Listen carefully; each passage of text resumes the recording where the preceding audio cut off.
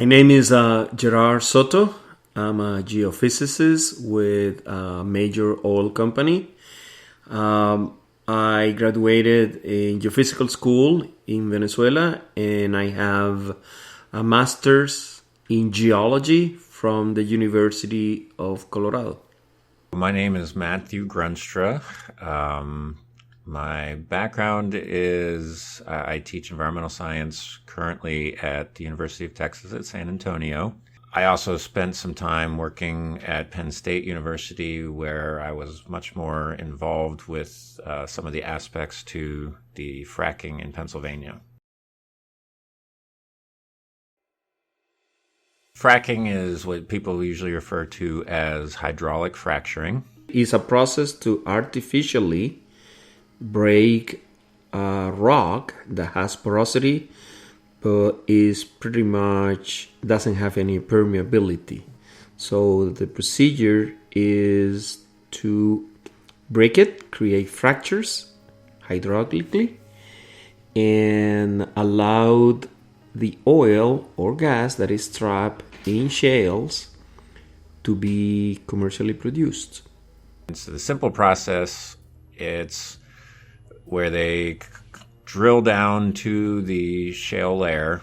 They put into a kind of a controllable, a drivable drill bit, which what they can do is they will drill straight down, and then they will kind of make a 90-degree turn, and then they can drill kind of down across the horizontal layer. So follow actually the shale formation. So essentially making the best kind of coverage of it instead of just a kind of a little pinprick through it. After that, they will kind of set off some little charges, some little explosions in there to kind of make an initial crack. So after that, then they put the water-based fluid down into the ground, into that hole. And they put it under pressure, a mile or 2 miles down into the shale layer. It's under a lot more pressure because of the pressure of the earth kind of puts it under pressure. And at that point, with all that pressure behind it and those initial little cracks, holes in the ground, it causes it to kind of spider web out, which then makes all the pathways for the oil and natural gas to come back out. The benefits is that rocks or reservoirs that were considered before lost or non-producible, now we can produce them. We can commercially develop the resources that they have, and it is now contributing to the energy independence of the United States.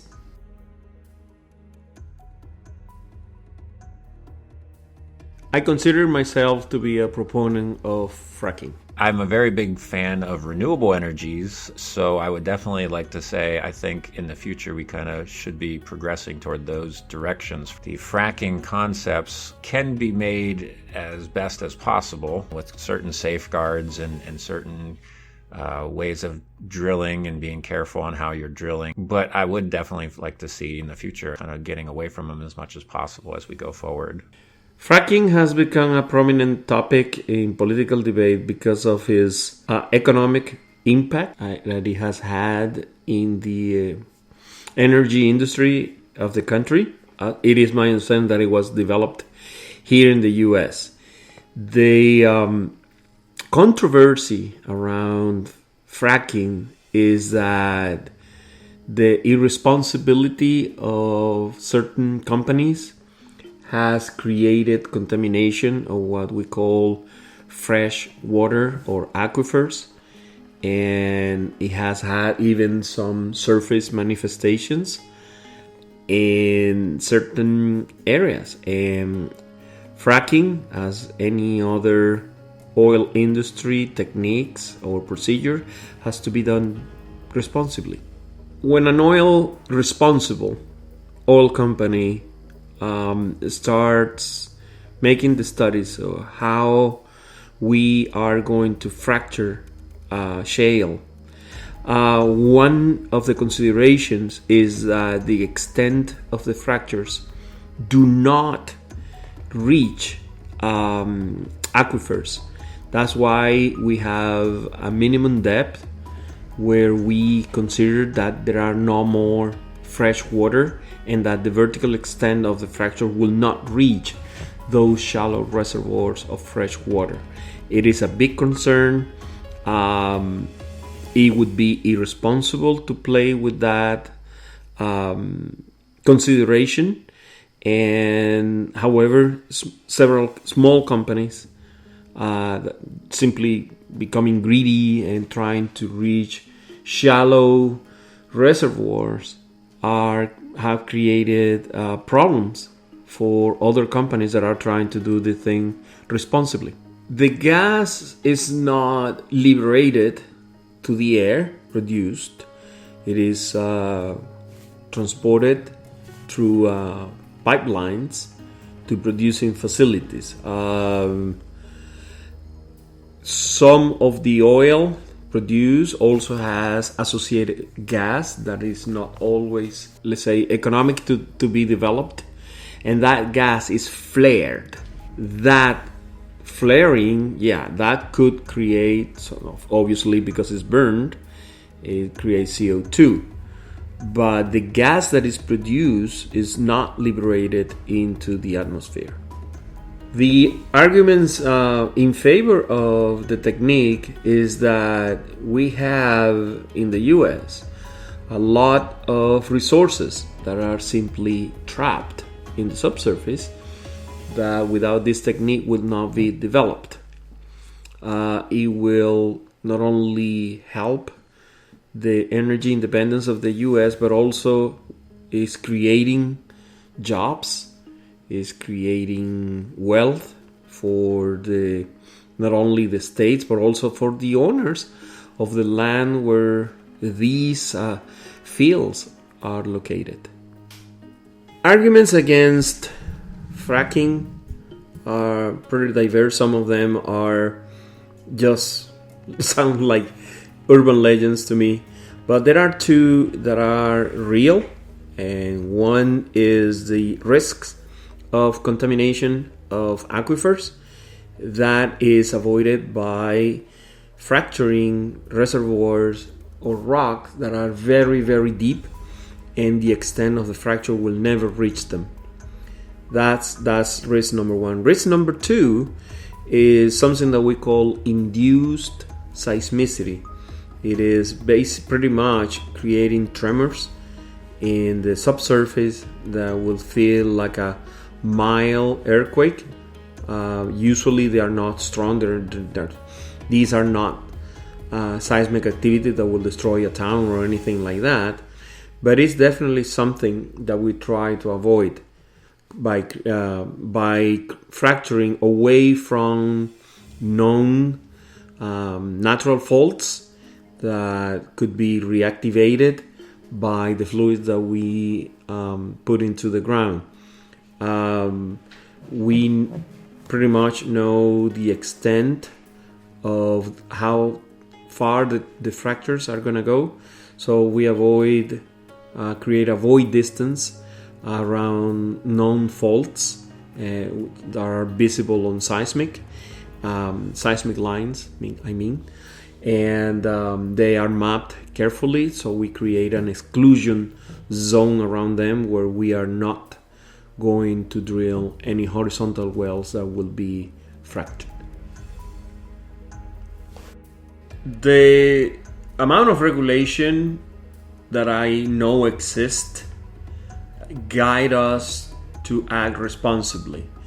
There is always, of course, the cheap guys who want to try to identify loopholes in the regulation in order to probably fracture something that should not be. I honestly do not know anybody who would fracture something so irresponsibly, knowing that it's going to affect a shallow aquifer, or is going to create a fracture that will go all the way to the surface and create an oil spill or anything like that. So it is never too much, probably, but too much would also create extra costs that would probably stop the process and not make it very attractive to companies anymore. One of the things that we do is to evaluate the risks, evaluate the uncertainty. There are a lot of uncertainty when we do what we do, but definitely the experience has shown that if done responsibly, the fracturing or the fracking of reservoirs that are located deep enough is doable. It can be done safely, and it definitely deliver resources that the country is needing. Well, I think it is a polarizing issue because when the technology kind of goes wrong with it, it can have substantial impacts. There are drawbacks to it, and that's what I was kind of saying, to the extent of it has to be very carefully developed to make sure that all of the safeguards are put in, because otherwise you could end up with some potential problems in those areas. So I think it's polarizing because a lot of times I think, at least in the past, when things go wrong, they're kind of not necessarily treated appropriately, or maybe the people affected aren't able to get a fair share of the deal, kind of thing. They tend to suffer a little bit disproportionately. So I think that's where it comes into a lot of play of kind of the goods and bads between the two. Okay, for both air and water contamination, it's definitely could be a potential issue. With the air quality, I know there's been a lot of concern with the ideas of, especially in relation to their flaring techniques that have been going on, and flaring being where they kind of burn off, flaring hence being a large fire flare coming out of the pipe, the exhaust pipe, and what that potentially can mean to the air quality, and then even the air quality of neighboring areas. So the concern for, say, again, for the Eagle Ford Shale and San Antonio has actually been where San Antonio already has some issues with air quality, and particularly ozone action days where ozone levels are high.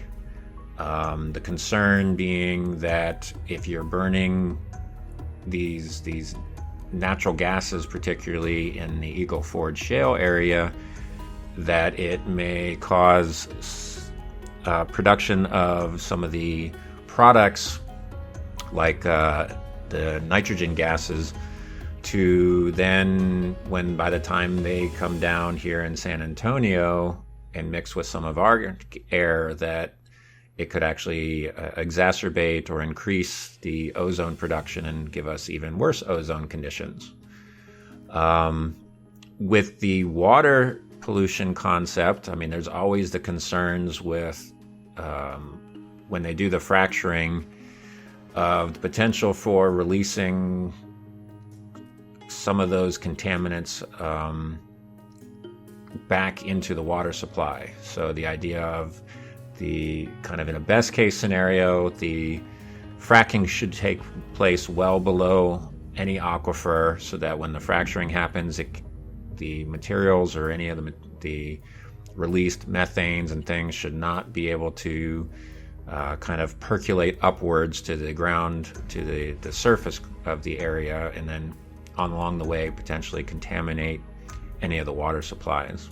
Well, the biggest proponent argument is, in a case, is an actual truth, is, well, we kind of need it.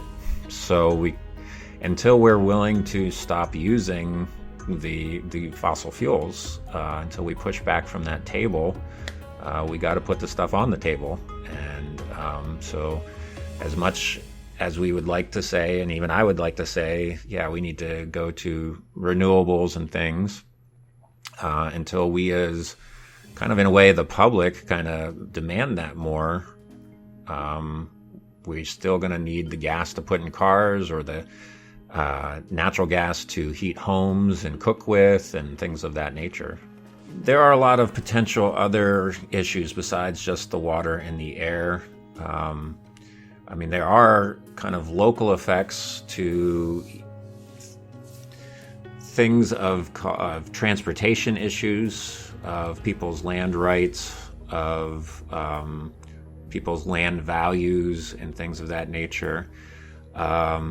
So with the idea of transportation, well, these areas, some of them don't have a whole lot of truck traffic to begin with. So they're kind of country roads and things of that nature, small rural highways. Well, in order to frack a well, they take a tremendous amount of water, 3, 4, 5 million gallons. And so you could be having 18-wheelers pass by 18, 20 or so a day while the fracturing process is happening. And a lot of those country roads are not designed for that. So who's going to repair the roads afterwards? Those are all questions. Sometimes the fracking companies maybe will fix the road ahead of time in order to handle the truck traffic. So that's always been kind of a background question, because most of these places are rural situations. The population question comes into play as well, with the idea of like the landowners and their land rights and their mineral rights and so forth, and making sure that they get the appropriate compensation and amount of payment for those areas, or the appropriate payment for those areas as well, to make sure they're going to get not get taken advantage of kind of by a big company, because sometimes, if a small check is presented to somebody who doesn't make a whole lot of money in an average year, that may be 2 or 3 times their average salary, which is wonderful to them, and so they'll sign over a lot of their rights potentially right away. Well, maybe that's not necessarily what, if they knew better or were better informed, then they may be able to make a lot better of a deal on their part. Regulation, there are a lot of regulations out there. I'm not sure that necessarily the regulation side is necessarily the issue. I think actually a lot of times it's the enforcement side of the issue, where you can have all the rules in the world you want, but if you don't have somebody checking on them, then how do you know that anybody's breaking the rules to begin with? And then not only is it the enforcement, then is also the penalty, as to, are the penalties appropriate, and how are they kind of determined, and so forth. So again, if you're talking about a violation of something and it only is a $10,000 fine, well, if they make $10,000 in an hour, then what's the difference to the company? They're not going to really care too much about it. So, I think, yes, you should always kind of make sure the regulations fit, and I think they need to use the appropriate science to set regulation, but I think in a lot of ways it's more about the enforcement and the penalty to the regulations.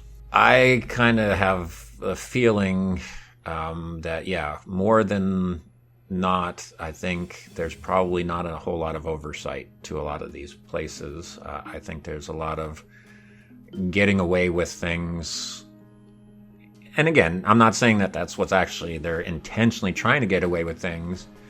I just don't think that if you don't have somebody looking over your shoulder as often, you don't tend to be as careful as often. The risks and the rewards, I think, again, if the fracking is done appropriately, following the rules, doing as they should, I think the risks are actually kind of on the minimal side in all reality. But yeah, I think there is opportunity in a lot of these situations to cut corners, and cutting corners is definitely a lot of potential problems. So, I mean, it's a tough blanket statement to go risk versus reward over the whole thing. I think it's, again, goes back to how is it being handled? If the oversight is appropriate, then I think it's not that risky, because again, if you choose your sites appropriately, don't put it too close to any kinds of aquifers that you don't need to, or do all of these types of pre-planning, and again, making sure the construction has happened appropriately, then I don't think the risks are that high. But if you don't have those things, then yeah, you can have water contamination issues fairly easily, or who knows what can happen with some of these other types of instances of, again, not having the right pressure wells designed and things, and having them backfire and all that kind of stuff. How the future looks. The future, if the future were perfect and we were living in a perfect world, everybody will play by the safe rules. Everybody will be responsible to execute every project in a safely and environmentally safe way. We will be able to develop all the immense resources that the U.S. has in the subsurface, and we will convince everybody that we are doing the right thing to develop those resources. In my perfect world, I would probably not have it, just because, again, I'm a big proponent of renewables, and I think we need to start moving. I mean, we are moving closer to those, and I think we will be getting there. But I mean, unfortunately, the truth behind it all, in a sense, is, I mean, we're doing all this fracking because we need more of the resource.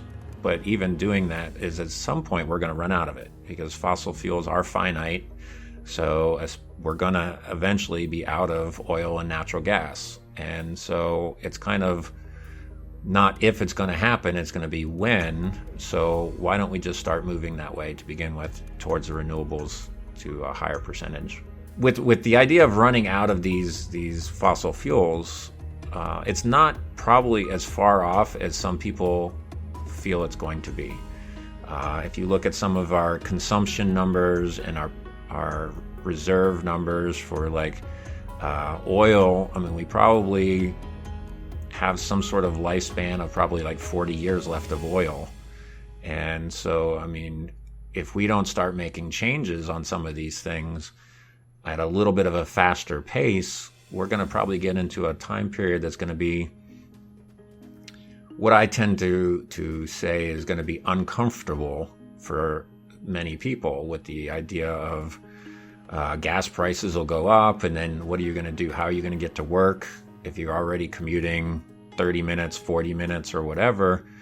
You might not even go into work, might not pay for your gas to get there. So that's where we need to start coming up with alternative solutions now, so that in 10 years, 20 years, whatever, when things start really kind of, as they say, the rubber hits the road, well, then we're going to have a solution already set, or we won't need it, and it won't be as uncomfortable to switch.